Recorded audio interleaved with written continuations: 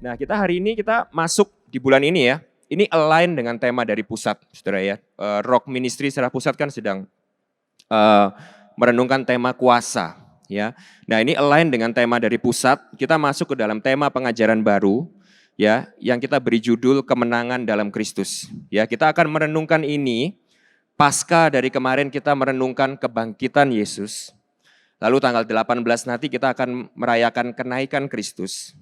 Sampai nanti bulan depan kita akan merayakan turunnya Roh Kudus. Ya, kita akan sama-sama merenungkan tentang karya keselamatan Yesus yang sempurna itu yang kita udah bahas di Paskah kemarin, ya. Sampai akhirnya nanti dia naik ke surga dan sampai dia nanti mencurahkan Roh Kudus atas kita, ya. Itu implikasinya apa di dalam kehidupan kita? Oke? Kemenangan seperti apa yang Yesus itu berikan di dalam hidup kita? Ya, kalau Yesus itu cuma mati, saudara ya, kalau Yesus itu cuma mati dan dia tidak bangkit, maka Yesus itu nggak lebih daripada cuma seorang guru. Nggak lebih daripada seorang nabi. Nggak lebih daripada seorang pemuka agama. Tapi seperti yang kita tahu, seperti berita Injil yang kita percaya dan kita renungkan terus-menerus itu, ya yang disaksikan ribuan eyewitness, ya kalau saudara suka baca, saya sangat merekomendasikan saudara baca sebuah buku yang berjudul Jesus and the Eyewitnesses, ya ditulis oleh Richard Bauckham, yaitu buku yang bagus sekali. Kalau saudara orang yang kritis dan suka belajar ya, ini buku yang secara ilmiah, secara historis juga, itu menuliskan tentang bagaimana peristiwa dari Yesus itu hidup di dunia ini sampai dia mati, sampai dia bangkit, itu disaksikan ribuan saksi, saudara ya, yang nggak bisa disangkal. Karena itu saksinya itu udah begitu besar yang mereka tuh melihat sendiri, menyaksikan sendiri dan itu menyebar begitu viral ya pada zamannya ya sampai akhirnya itu benar-benar menjadi sebuah movement yang sampai hari ini kita rasakan, saudara ya. Nah, kalau Yesus cuma mati saja tapi nggak bangkit, ya nggak beda dengan guru lain, nabi lain, pemuka agama lain. Tapi karena Yesus bukan hanya mati, tapi bangkit dan naik ke surga, maka kita bisa percaya 100% dengan sangat yakin bahwa Yesus Kristus adalah Tuhan yang benar-benar memberikan kepada kita apa yang dijanjikannya, yaitu keselamatan karena dia sudah mengalahkan maut dan memberikan kepada kita kemenangan. Ada seorang teolog yang berkata seperti ini, saudara. Kalau Yesus mati dan gak bangkit, maka hari ini kalau kita percaya Yesus, kita semua adalah orang bodoh dan gila. Akan tetapi kalau Yesus benar-benar mati dan bangkit dan naik ke surga, adalah bodoh dan sangat gila kalau hari ini kita nggak benar-benar percaya dia dan benar-benar mengikut dia dan memberikan hidup kita untuk melayani dia. Saudara bisa mengerti ya saudara ya? Saudara harus merenungkan ini. Nah, hari ini kita akan sama-sama merenungkan ya selama 2 bulan ini ya, mulai dari kemarin kebangkitan sampai nanti kenaikan Yesus, sampai nanti turunnya Roh Kudus, kita akan melihat bagaimana kemenangan yang Kristus raih atas dosa lewat keselamatan yang sempurna itu berdampak pada kehidupan kita hari ini. Ya, kita sering dengar ya, kita sering bicarakan, bahkan tadi dinyanyikan sama Devin ya, bahwa kita di dalam Kristus itu kita lebih dari pemenang. Hidup kita ini adalah hidup berkemenangan. Tapi kalau kita jujur saudara ya, apakah kita benar-benar mengerti apa yang dimaksudkan firman Tuhan dengan kemenangan ini? Seperti apa sih hidup yang berkemenangan yang dimaksud oleh Alkitab? Sehingga jangan-jangan ya kita punya versi kemenangan yang berbeda daripada apa yang Alkitab ajarkan. Kita punya versi kemenangan yang berbeda dengan apa yang Tuhan itu berikan dan janjikan. Sehingga selama ini kita cuma nyanyi, kita cuma tahu, itu cuma slogan dalam kehidupan kita. Ya, tapi kita selama ini sama sekali tidak bisa menikmati hidup berkemenangan yang sesuai dengan apa yang dijanjikan Allah di dalam Alkitab.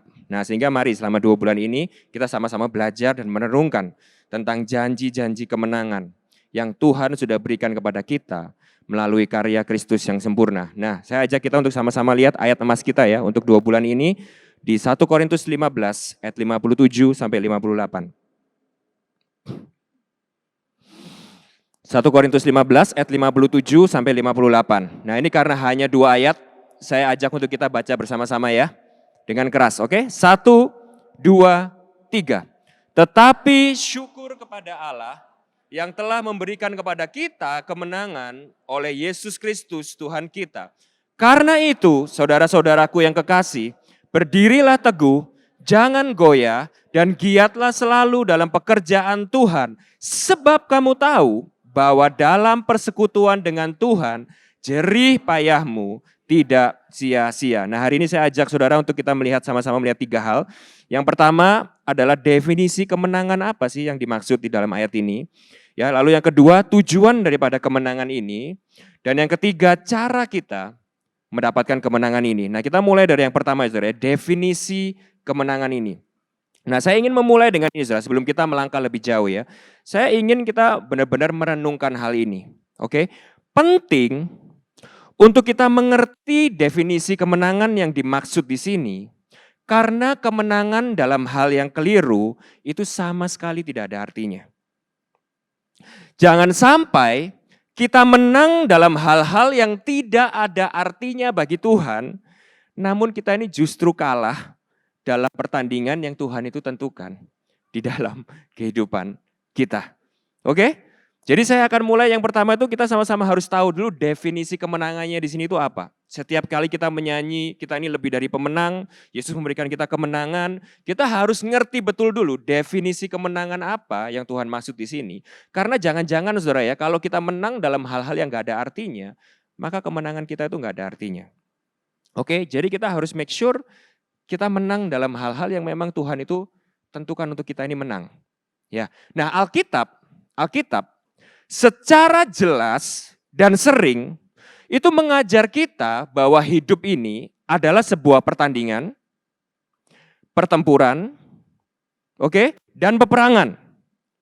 Kalau saudara baca Alkitab sering sekali, Alkitab itu menggambarkan kepada kita bahwa hidup ini adalah pertandingan. Hidup ini adalah pertempuran. Hidup ini adalah peperangan. Oke? Dan menang kalah di sini berbicara tentang hidup dan mati. Khususnya dalam konteks kekekalan. Oke, saudara ngikutin saya ya. Jadi kita harus setuju dulu dalam hal ini, saudara ya. Bahwa hal ini sangat penting. Gak bisa ditawar. Kita harus mengerti konteks kalah dan menang di sini. Karena ini tentang hidup dan mati. Dan ini tentang kekekalan. Oke? Nah, jadi kita akan lihat dulu yang pertama ya. Jadi kemenangan apa sih yang dimaksudkan di dalam Alkitab? Kemenangan apa yang Paulus tuh maksudkan di sini?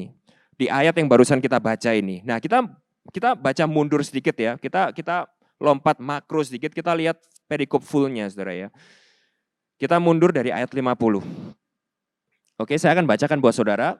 Saya pengen saudara mengikuti dengan baik. Oke, 1 Korintus 15 ayat 50 sampai 57. Paulus berkata seperti ini. Saudara-saudara, inilah yang hendak kukatakan kepadamu, yaitu bahwa daging dan darah tidak mendapat bagian dalam kerajaan Allah, dan bahwa yang binasa tidak mendapat bagian dalam apa yang tidak binasa. Sesungguhnya aku menyatakan kepadamu suatu rahasia, kita tidak akan mati semua, tetapi kita semuanya akan diubah. Dalam sekejap mata, pada waktu bunyi nafiri yang terakhir, sebab nafiri akan berbunyi, dan orang-orang mati akan dibangkitkan dalam keadaan yang tidak dapat binasa, dan kita semua akan diubah. Ayat 53, karena yang dapat binasa ini harus mengenakan yang tidak dapat binasa, dan yang dapat mati ini harus mengenakan yang tidak dapat mati. Oke, jadi Paulus di sini itu berkata tentang tubuh kita ini, daging kita, tubuh yang terikat karena dosa ini. Karena dosa Adam dan Hawa, kita semua nggak bisa lepas dari ini ya saudara ya. Ya tadi di katekismus ada sebuah ayat, tapi tadi Jerry nggak bacakan ya, di Mazmur ya. Daud berkata seperti ini, kita semua itu dikandung di dalam kandungan ibu kita, di dalam dosa. Karena dosa dari Adam dan Hawa, nggak ada yang lepas daripada dosa. Kalau ada saudara argue sama saya gitu ya saudara, enggak semua orang berdosa. Oke, pertanyaan saya adalah gini, apakah enggak semua orang mati di dalam dunia ini? Ada orang yang di dalam dunia ini hidup selamanya saudara? Enggak ada ya. Semua orang yang hidup di dunia ini pasti akan mati. Ya, karena kematian itu adalah upah daripada dosa. Karena kita semua sudah corrupted by dosa, kita semua ini adalah, nasib kita adalah binasa. Dan Alkitab tadi Paulus berkata yang binasa ini gak punya bagian dalam kerajaan Allah. Oke?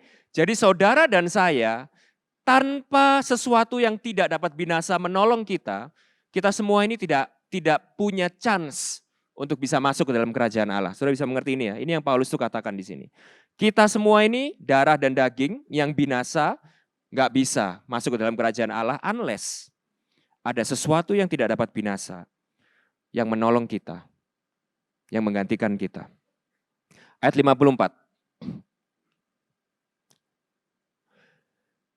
Dan sesudah yang dapat binasa ini mengenakan yang tidak dapat binasa, ini yang saya maksud tadi.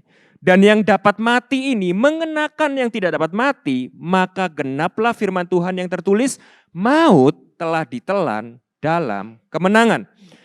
Hai maut, di manakah kemenanganmu? Hai maut, di manakah sengatmu? Ayat 56, sengat maut ialah dosa. Dan kuasa dosa ialah hukum Taurat. Tetapi syukur kepada Allah, nah ini ayat yang kita udah baca tadi, ayat mas kita, baru akhirnya sampai ke ayat mas ini. Tetapi syukur kepada Allah yang telah memberikan kepada kita kemenangan oleh Yesus Kristus, Tuhan kita. Karena itu saudara-saudaraku yang kekasih, berdirilah teguh, jangan goyah, dan giatlah selalu dalam pekerjaan Tuhan, sebab kamu tahu bahwa dalam persekutuan dengan Tuhan, jeripayahmu tidak sia-sia. Oke, cepat aja saudara, cepat aja, saya akan recap ini. Kalau kita lihat dari ayat yang kita baca tadi, dari ayat 50 sampai 57 ya, maka kita bisa lihat ada 3 definisi kemenangan. 3 kemenangan yang Paulus itu maksudkan di sini. Yang pertama adalah kemenangan atas kuasa dosa.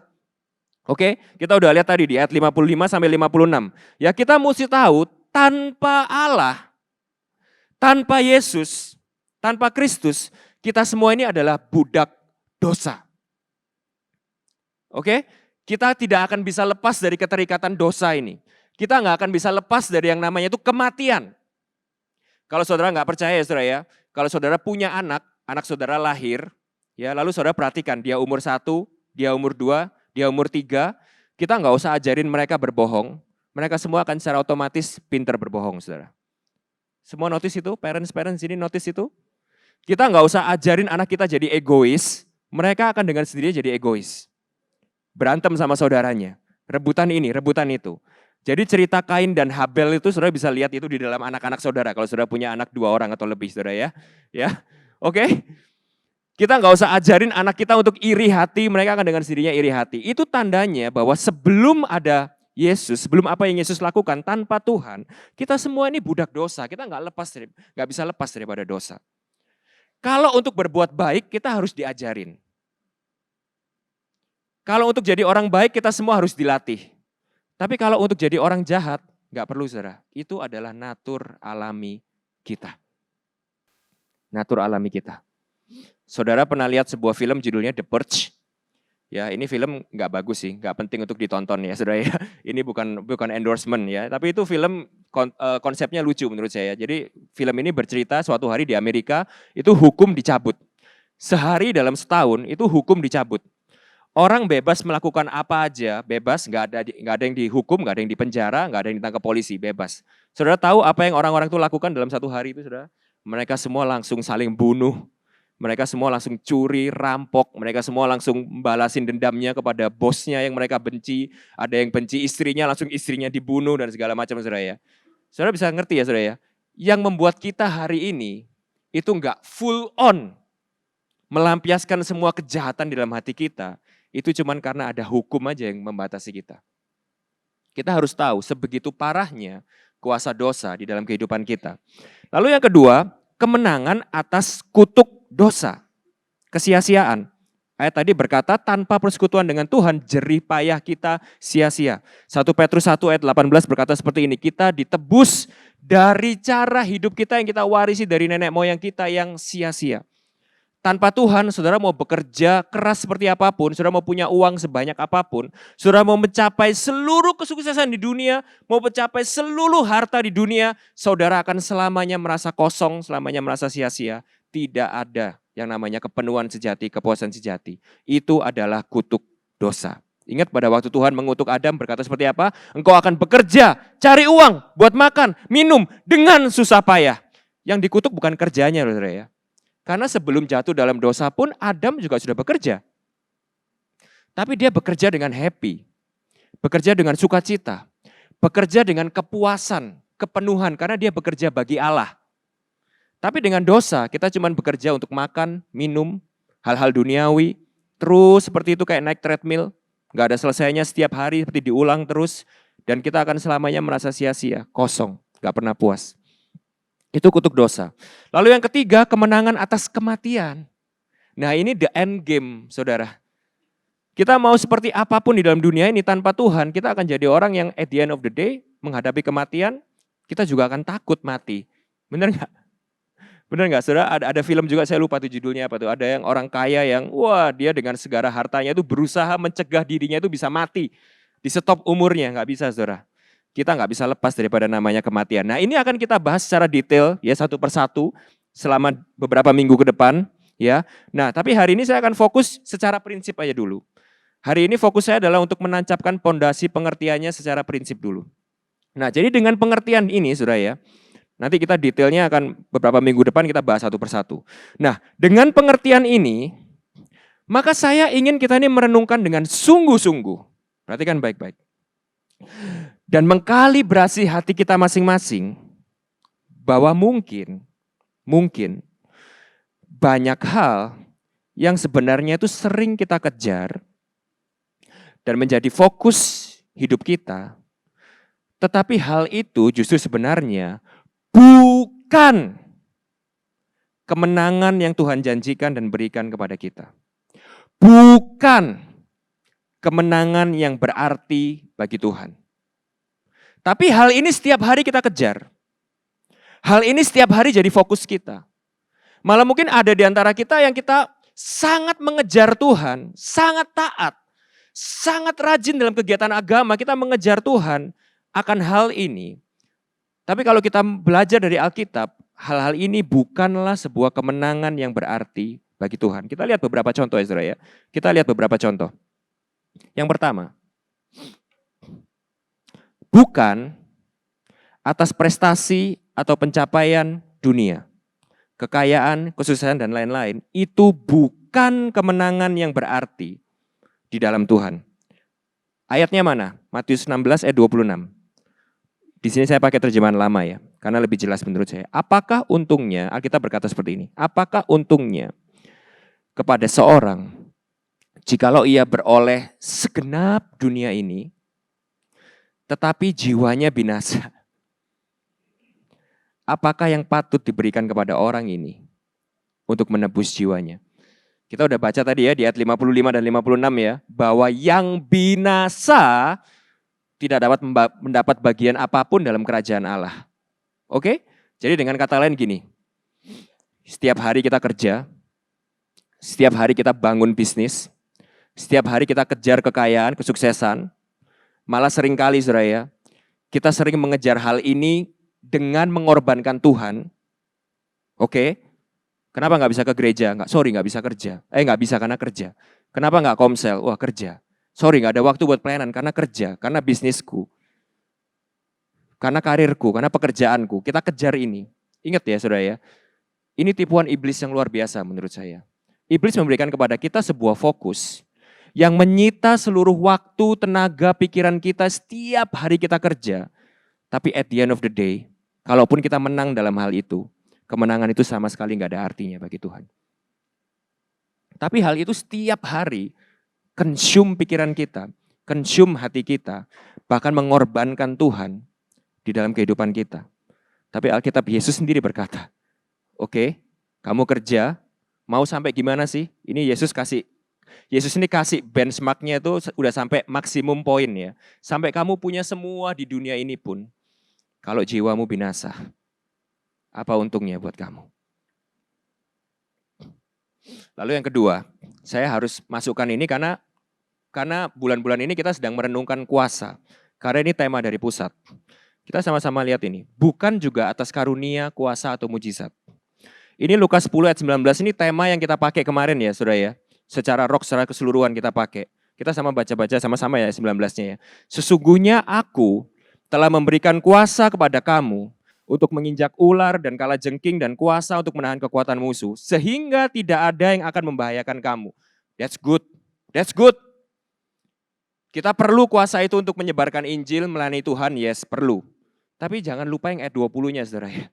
Ini yang malah kok jarang dibaca menurut saya, padahal ini yang pentingnya. Perhatikan baik-baik, kita harus baca secara full. Ayat 20-nya berkata seperti ini. Namun demikian, janganlah bersukacita karena roh-roh itu takluk kepadamu, tetapi bersukacitalah karena namamu terdaftar di sorga. Percuma kita bisa melakukan mujizat A, B, C. Orang sakit sembuh. Ular gigit kita nggak mati. Bahasa roh kita, wah vokabularinya banyak saudara ya. Kita bisa bahasa roh lebih daripada orang lain. Kita bisa melakukan penglihatan ini, penglihatan itu. Bukan artinya engkau menang. Bukan artinya kemenangan Yesus ada di dalam kita saat kita bisa melakukan itu semua. Jangan benci sama saya. Jangan nanti lemparin saya dengan makanan pada waktu members lunch hangout. Ya saudara ya. Jangan komplain sama saya. Ini Alkitab yang berkata. Nggak terima, itu cuma satu ayatnya. Bukan juga dalam kehebatan pelayanan atau kegiatan agama. Karena Matius 7 ayat 21-23, Yesus juga berkata seperti ini. Bukan setiap orang yang berseru kepadaku, Tuhan, Tuhan, akan masuk dalam kerajaan sorga, melainkan dia yang melakukan kehendak Bapakku di sorga. Pada hari terakhir, banyak orang akan berseru kepadaku, Tuhan, Tuhan, bukankah kami bernubuat demi namamu, mengusir setan demi namamu, mengadakan banyak mujizat demi namamu juga. Pada waktu itulah, aku akan berterus terang kepada mereka. Ini, saudara bisa ngerti gak sih betapa terornya ayat ini? Betapa horornya ayat ini. Kalau suatu hari tiba-tiba Tuhan berterus terang kepada kita dan berkata seperti ini. Aku tidak pernah mengenal kamu, enyahlah daripadaku, kamu sekalian pembuat kejahatan. Jadi saya kasih sebuah kalimat kontroversial lagi ya saudara ya. Tapi ini perlu untuk saudara tahu. Saudara dipakai Tuhan, bukan berarti keselamatan Tuhan ada di dalam kehidupan saudara. Tuhan bisa pakai keledai. Saudara baca Roma 9 ayat 17, Tuhan pakai Firaun. Saudara baca Yesaya 44 ayat 28, Tuhan pakai Kores, Cyrus. Tuhan pakai Yudas Iskariot. Tuhan pakai Pontius Pilatus. Yang paling ekstrim dan kita semua tahu, Tuhan pakai salib untuk menyelesaikan kehendaknya. Tapi bukan berarti kalau Tuhan pakai kita, itu artinya kita menang di hadapan Tuhan. Tuhan bisa pakai semak, Tuhan bisa pakai pohon, Tuhan bisa pakai hewan, Tuhan bisa pakai air, Tuhan bisa pakai apapun itu karena kedaulatannya. Untuk kehendaknya, untuk rancangannya yang sempurna. Bukan berarti kita bisa bangga kalau kita bisa melakukan itu semua. Itu artinya kemenangan Tuhan ada di dalam diri kita. Itu bukan ukuran yang utama. Saya bukan bilang itu juga tandanya bukan berarti mereka ini berlawanan. Ya, bukan. Bukan artinya mereka berlawanan. Tapi itu bukan indikasi utama, bukan tanda utama bahwa kemenangan Tuhan ada di dalam diri kita. Jadi poin saya adalah gini, jangan mengejar semuanya itu. Itu semua bisa jadi karunia yang baik yang Tuhan berikan kepada kita. Tapi itu semua tidak harus menjadi hal utama yang kita kejar di dalam perjalanan kita sama Tuhan. Nah lalu apa? Kalau begitu pengertiannya, kesimpulannya apa dong ini kesimpulannya? Saya simpulkan buat kita semua. Kemenangan yang sejati yang kita miliki dalam Kristus adalah keselamatan dari kuasa dan kutuk dosa. Kemenangan untuk kita bisa bebas dari kuasa dosa di dalam kehidupan kita. Sehingga kita bisa berpaling dari segala dosa dan berhala-berhala di dalam kehidupan kita. Untuk kita bisa hidup bagi Dia dan melayani Dia. Oke? Kita bisa bahasa roh, kita bisa melakukan mujizat, kita bisa mengalami mujizat, kita bisa jadi orang paling hebat, kita bisa jadi pengkhotbah paling hebat seperti saya. Tapi kalau saya tidak pernah menang daripada dosa kita, saya nggak bisa nggak pernah mengalami pertobatan yang sejati karena apa yang Yesus sudah lakukan di kayu salib. Saya tidak pernah berpaling dari dosa-dosa saya. Saya tidak pernah berpaling daripada berhala-berhala saya. Maka saya tidak menang. Saya kalah. Kemenangan kita dalam hidup ini terbukti nyata bukan dari prestasi dunia atau kuasa melakukan mujizat atau kehebatan pelayanan kita, melainkan dari pertobatan dari dosa, perubahan hidup, karakter yang semakin matang, pertumbuhan yang semakin dalam kita mengenal, mengasihi, dan melayani Kristus. Kemenangan yang sejati membuat mata kita terbuka akan hal-hal rohani dan kekekalan, dan tidak lagi terikat dengan hal-hal yang sekedar fana. Inilah kemenangan yang berarti di hadapan Tuhan. Tanpa kemenangan ini, kemenangan kita yang lain tidak ada artinya.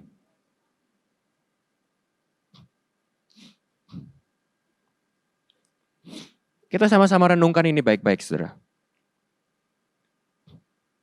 Kita sama-sama renungkan ini baik-baik.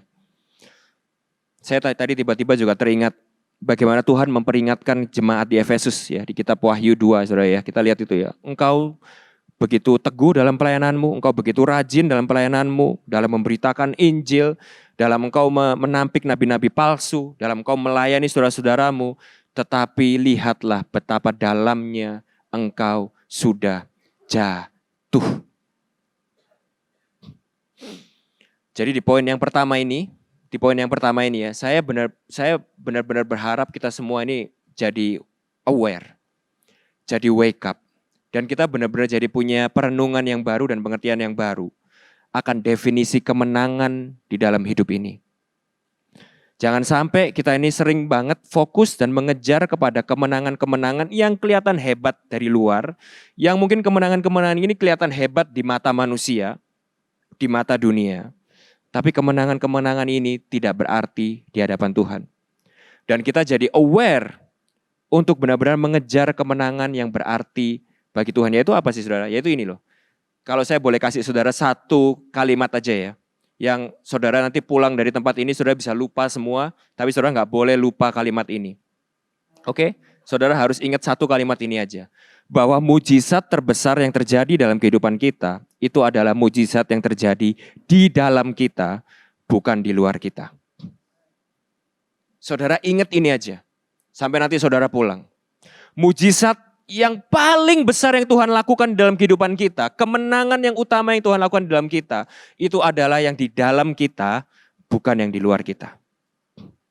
Oke, nanti saya kasih implikasinya di akhir penghujung khotbah saya. Nah sekarang kita lanjut ke poin yang kedua saudara ya. Sehingga mari kita lanjut ke poin kita yang kedua. Tujuan kemenangan ini apa? Kalau gitu apa sih tujuan dari kemenangan ini? Nah kita sama-sama lihat ayat 58. Ya, ayat 57 tadi berkata seperti ini kan. Tetapi syukur kepada Allah yang telah memberikan kepada kita kemenangan oleh Yesus Kristus Tuhan kita. Ayat 58 berkata seperti ini. Karena itu. Jadi karena kita mendapatkan kemenangan tadi. Karena itu, saudara-saudaraku yang kekasih, berdirilah teguh, jangan goyah, dan giatlah selalu dalam pekerjaan Tuhan, sebab kamu tahu bahwa dalam persekutuan dengan Tuhan, jeripayamu tidak sia-sia. Jadi dengan kesimpulannya adalah gini, tujuan Allah menyelamatkan kita dan memberikan kepada kita kemenangan adalah supaya kita bisa hidup bagi pekerjaan Tuhan. Jadi saudara tahu ya tandanya orang menang ya. Orang yang sudah menang dari dosa, orang yang sudah menang dari dirinya sendiri, orang yang sudah menang dari kutuk dan kuasa dosa itu tandanya adalah satu. Hidupnya bukan miliknya sendiri, tapi sekarang dia hidup bagi Tuhan. Efesus berkata seperti ini, apa yang kau makan, apa yang kau minum, segala yang kau lakukan, lakukanlah itu bagi Kristus. Itu adalah tanda kemenangan dan itu adalah tujuan daripada Tuhan memberikan kemenangan bagi kita. Tidak ada orang yang sudah menerima Injil keselamatan yang hatinya tidak terbakar untuk melayani Tuhan dan memberikan hidupnya untuk kemuliaan Tuhan. Gak ada. Tidak ada orang yang sudah diselamatkan yang masih hanya pusing dengan agendanya sendiri, keinginannya sendiri, kenyamanannya sendiri. Nggak ada. Nah di sisi lain, di sisi lain ini intermezzo dikit, tiba-tiba keinget aja gitu. Memang kalau kita lihat dari ayat ini ya, memang orang itu tidak akan bisa kuat, teguh, dan tidak goyah dalam melayani Tuhan sebelum Tuhan itu memang terlebih dahulu merubah hati kita. Sebelum Tuhan itu memberikan kemenangan atas dosa dulu di dalam hati kita. Gak bisa. Kita bisa belajar dari ceritanya Marta ya. Kalau saudara ingat ceritanya Marta ya. Kita akan jadi pribadi yang mudah kecewa, salah fokus, salah motivasi, salah agenda, gampang dikritik, gampang ngambek, segala macam ya. Dalam kita melayani Tuhan, karena memang melayani Tuhan itu bukan hal yang mudah. Melayani Tuhan itu kita artinya melayani orang-orang yang memang hancur seperti kita juga, jadi nggak mudah. Kita nggak bisa melakukan itu sebelum Tuhan itu terlebih dahulu memberikan kita kemenangan atas dosa dan kutuk dosa di dalam hati kita, nggak bisa. Kita memang tidak bisa melayani Tuhan sebelum Tuhan itu memerdekakan kita dulu dari berhala-berhala di dalam hati kita, nggak bisa. Kita pasti akan goyah, kita pasti akan kalah, kita pasti akan mundur dari pelayanan kita. Nah perhatikan juga baik-baik bagaimana di ayat 58, Paulus berkata seperti ini, sebab kamu tahu bahwa dalam persekutuan dengan Tuhan, jeripayahmu tidak sia-sia. Nah, ini tadi saya udah singgung sedikit ya, tapi saya pengen kita ini sama-sama merenungkan, saudara ya. Kita sama-sama merenungkan. Kalau saudara ngelihat kata jeripayah di sini ya, yang dipakai di sini, ini kata yang sama yang mengingatkan kita akan apa yang Alkitab itu tulis di Kejadian 3. Kalau saudara ingat seperti yang tadi saya bilang ya, apa yang terjadi? Pada waktu Adam dan Hawa itu jatuh dalam dosa, kutuknya saudara ya, kutuknya itu adalah gini, seumur hidup kita akan bekerja dengan bersusah payah. Bekerja dengan bersusah payah. Oke? Untuk makan dan minum kita. Sekali lagi saya ingatin ya, kerjanya itu bukan kutuk. Banyak orang yang berkata sama saya itu adalah, wah salah satu kutuk itu adalah kerja. Karena itu sekarang kita ini harus bekerja. Enggak saudara ya, kita harus tahu, kerja itu bukan kutuk. Karena sebelum jatuh dalam dosa, Adam itu sudah bekerja. Oke? Sudah mengusahakan Taman Eden. Kutuk yang sebenarnya itu adalah engkau bekerja dengan bersusah payah. Dan sia-sia. Bisa mengerti ya saudara ya? Nah jadi di sini kita bisa lihat ini ya. Bahwa tanpa persekutuan dengan Tuhan,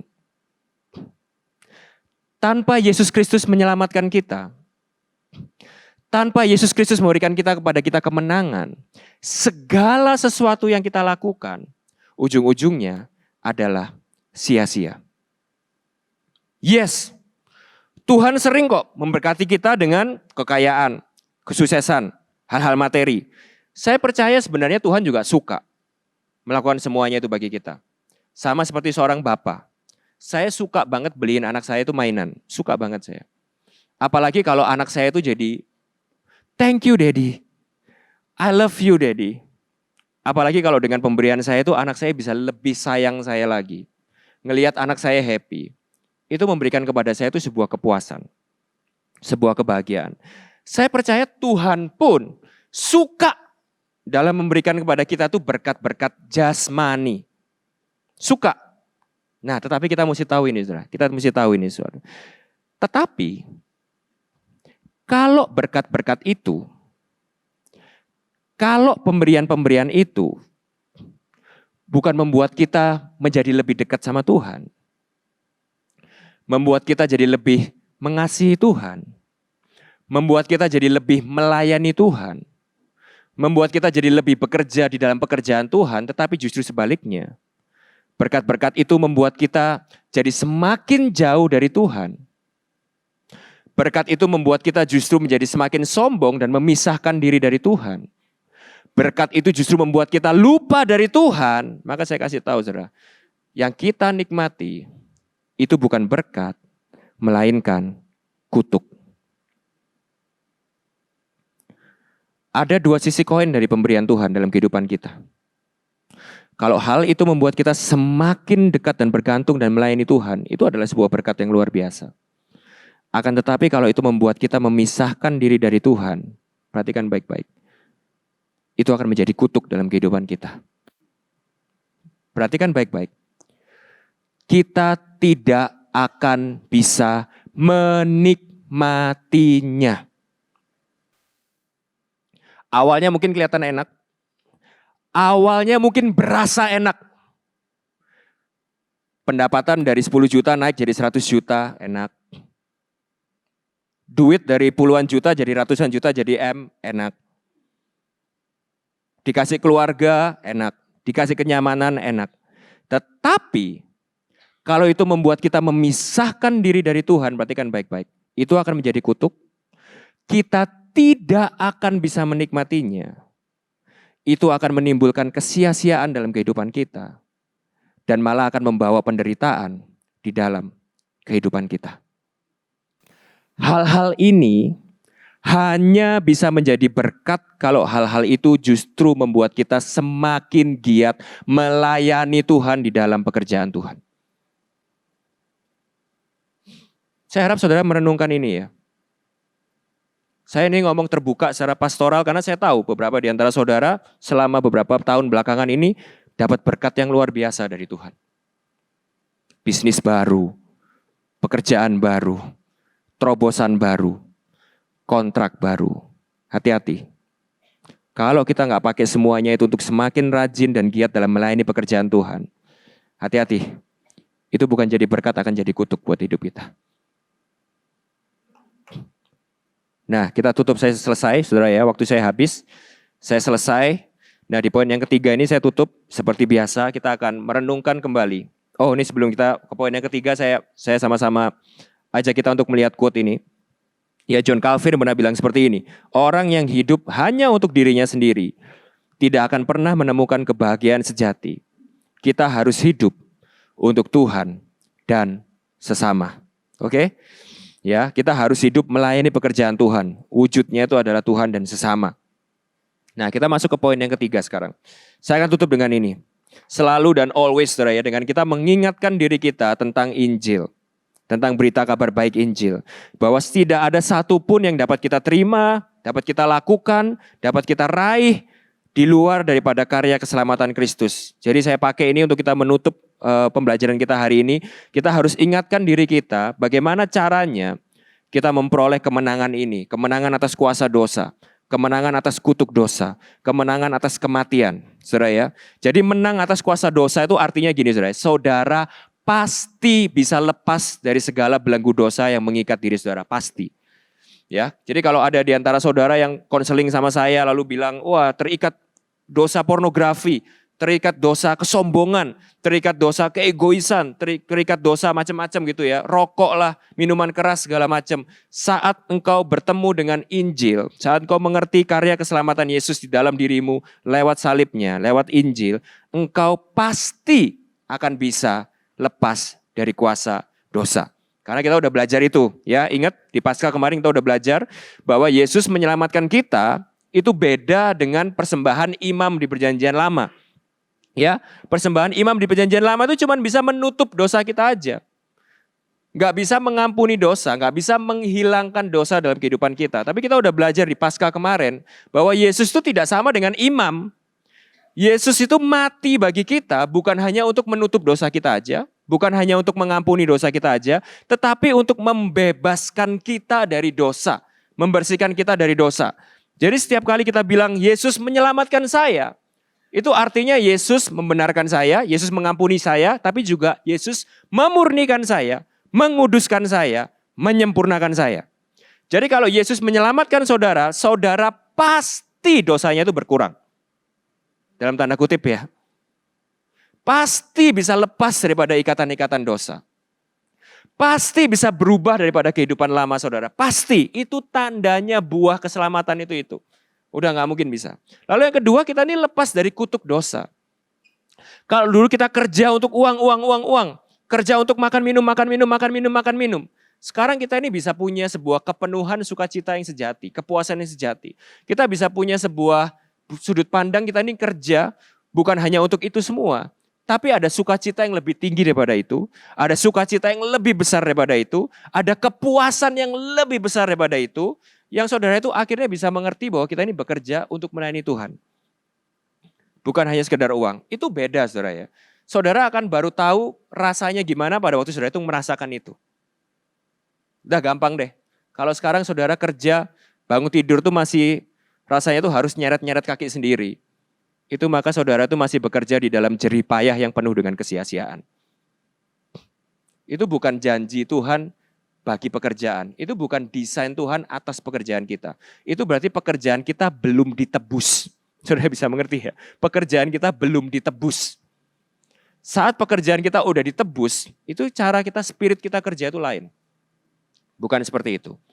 Lalu yang ketiga, kita nggak takut lagi sama kematian. Tadi yang Jerry tadi, thank you banget, sangat menguatkan saya pribadi. Good reminder, kita nggak lagi melihat kematian itu sebagai sebuah tragedi yang hopeless. Kita yang mati, kita nggak takut lagi mati. Orang-orang tersayang kita mati, kehilangan nggak kehilangan, nangis nggak nangis. Karena kangen, karena kehilangan, tapi bukan karena hopeless. Bukan karena tragedi. Karena kita yakin kita akan bertemu mereka kembali di dalam kekekalan. Itu kemenangan yang Tuhan itu berikan kepada kita. Nah, cara kita mendapatkan kemenangan ini, satu-satunya cuma karena ini. Ayat 57 berkata, syukur kepada Allah yang telah memberikan kepada kita kemenangan oleh Yesus Kristus. Saya percaya, saat kita terus-menerus mengingat akan karya Kristus yang luar biasa ini melalui Injil, maka di ayat ini berkata seperti ini, saudara. Hati kita akan selalu bisa penuh dengan rasa syukur kepada Allah. Bukan cuma pada waktu hidup ini enak. Perhatikan baik-baik. Bukan cuma pada waktu hidup enak. Tetapi kita ini jadi punya ukuran kemenangan yang berbeda. Berbeda dari dunia. Berbeda daripada cara manusia melihatnya. Kita punya ukuran kemenangan yang benar. Ukuran yang alkitabiah. Sesuai dengan yang Tuhan mau. Dan ini akan memberikan kepada kita sebuah perspektif yang baru tentang kehidupan. Perspektif yang penuh harapan. Perspektif yang berbeda. Hati kita tidak lagi bisa sukacita walaupun kita memiliki keberhasilan, kesuksesan, kekayaan, segala kelancaran dalam hidup ini. Kalau semuanya itu tidak membawa kita lebih dekat daripada Tuhan. Gak bisa lagi kita. Gak bisa. Sebesar apapun tawarannya, sebesar apapun iming-imingnya, kita tidak bisa lagi menikmati sukacita dalam sesuatu yang mendukakan hati Allah. Gak bisa.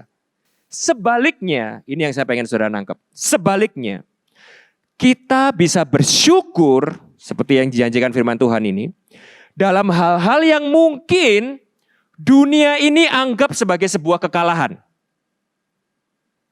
Mungkin hari ini saudara gak punya uang M. Mungkin hari ini saudara gak kaya raya. Mungkin hari ini saudara gak sehebat yang dunia ini ukur atau puji atau sanjung-sanjung. Mungkin saudara hari ini diproses Tuhan.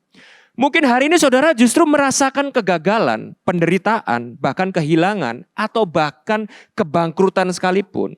Saudara mengalami apa yang Ayub rasakan. Saudara mengalami apa yang Yunus rasakan. Saudara mengalami apa yang Daud rasakan. Tetapi di saat itu kita justru bisa bersyukur karena kita sadar bahwa Tuhan justru sedang memberikan kepada kita kemenangan di dalam hal-hal yang dunia itu nilai sebagai sebuah kekalahan. Karena kita tahu bahwa hal-hal itu sedang Tuhan lakukan untuk memurnikan kita, membersihkan kita, menguduskan kita, membawa kita semakin dekat kepada rencananya yang spesifik dalam kehidupan kita. Jadi saya kasih sebuah kabar baik ya. Kalau ada di antara saudara yang mungkin. Kalau ukuran dunia ini kalau happy itu harus punya anak. Kalau nggak punya anak itu bukan sebuah kemenangan. Tapi kalau di dalam kacamatanya Tuhan itu adalah rencana yang terbaik. Rancangan yang terbaik. Kehendak yang terbaik yang Tuhan itu taruh dalam kehidupan kita. Maka nggak punya anak itu adalah sebuah kemenangan. Kalau kita bisa temukan. Rencana dan janji Tuhan yang spesifik yang Tuhan itu rancangkan dalam kehidupan kita. Dan kita bisa percaya itu. Dan kita bisa hidupi itu. Mungkin kalau dunia ini menilai tidak menikah itu sebagai sebuah kekalahan. Saya kasih sebuah berita baik buat yang jomblo-jomblo di tempat ini. Tidak harus menikah untuk bisa happy. Tidak harus menikah untuk bisa merasakan penuh. Baik untuk seorang itu menikah. Tapi kalau rancangan dan rencana Tuhan di dalam hidupmu, itu seperti rancangan Tuhan terhadap diri Yesus, terhadap diri Paulus, maka tidak menikah itu adalah sebuah kemenangan di dalam dirimu. Kalau lewat itu, engkau bisa menyelesaikan pekerjaan Tuhan di dalam kehidupanmu. Jadi, makanya gini, untuk kita bisa merasakan menang, kita jangan fokus kepada cara indikator kemenangan yang keliru. Saudara bisa melihat ini ya. Bisa melihat ini ya. Kalau kita melihat itu karena dunia itu menilai itu sebagai kekalahan, dan setiap hari kita melihat itu sebagai sebuah kekalahan. Aku nggak merit, aku nggak punya anak, aku nggak kaya raya, aku nggak punya pekerjaan yang hebat seperti itu. Kita selama-lamanya akan jadi orang yang kalah. Padahal Tuhan sudah memberikan kepada kita kemenangan. Yang secara spesifik Tuhan kerjakan di dalam kehidupan kita. Untuk kita bisa menyelesaikan pekerjaannya di dalam hidup kita. Nah, saat kita merenungkan Injil, harapan saya kita jadi punya perspektif yang baru ini. Dan Injil bisa menguatkan kita. Sehingga kita setiap kali kita melihat salib, kita bisa yakin. Kalau Dia sudah mengaruniakan anaknya yang tunggal dengan begitu mengasihi kita, memberikan yang terbaik bagi kita. Masa sih Dia belum memberikan kemenangan itu di dalam kehidupan kita sekarang? Doa saya supaya kita bisa melihat kemenangan itu. Kita bisa menghidupi kemenangan itu. Kita tidak lagi menilai diri kita kalah karena penilaian dunia, karena penilaian manusia. Tapi kita bisa menghidupi janji kemenangan yang Tuhan sudah berikan kepada kita. Dan benar-benar bisa menghidupinya untuk menyelesaikan pekerjaan Tuhan di dalam hidup kita. Amin. Mari kita berdoa.